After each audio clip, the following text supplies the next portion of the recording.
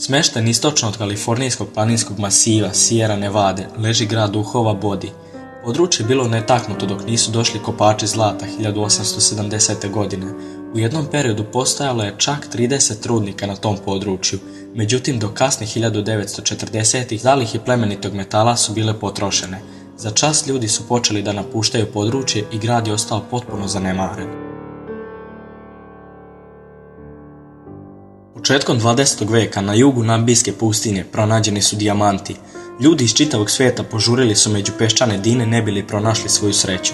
Nastanili su se u vitalnom i živahnom gradiću Polmanoskop. To malo mesto bilo je dom za preko 700 porodica. Nakon Prvog svjetskog rata pala je prodaja, a veliki dijamanti i depoziti pronađeni su negdje drugdje. Brzinom kao što je niknuo, Polmanskop je postao slabasno, tiho i napušteno mesto i kao takvo i danas je meta turista. Ovaj grad nekad imao 150.000 stanovnika, ali danas je pust i izolovan grad duhova. Nekad uspješno područje bilo je zarobljeno od strane snaga Nagorno-Karabah republike i celokupno stanovništvo je pobeglo prema istoku. Nakon toga je područje uništeno od strane Jermena kako bi spriječili Azerbejdžance da ga preuzmu nazad. Danas je grad u groznom stanju.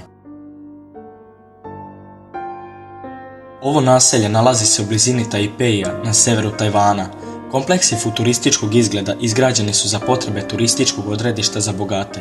Međutim, tokom izgradnje dogodile su se brojne misteriozne smrti i nesreće, što je dovelo do zastojanja izgradnje. Vlada nije htjela da bude povezana s takvim nesrećnim projektom, pa su vremenom potpuno zaboravili na projekat, a poludovršene građevine zjape prazne.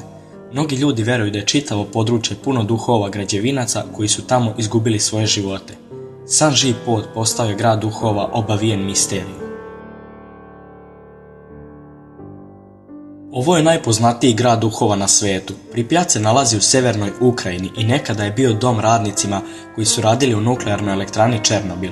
Imao je populaciju od oko 50.000 ljudi i bio je vrlo živahno mesto.